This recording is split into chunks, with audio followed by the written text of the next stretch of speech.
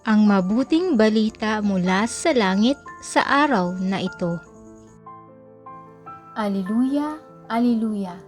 Lagi tayong magtanod sapagkat di natin talos ang pagbabalik ni Jesus. Alleluia, Alleluia!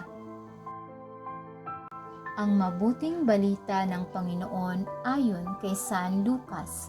Pinupuri ka namin, Panginoong Hesukristo.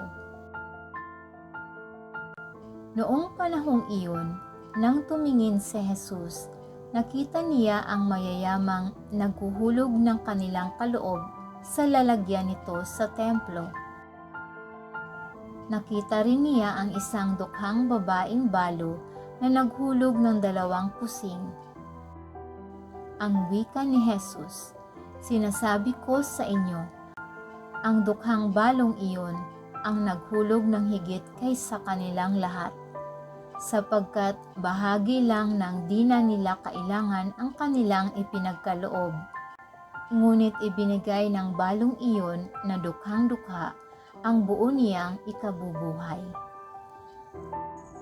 Ito ang mabuting balita ng ating kaligtasan. Papuri sa Diyos.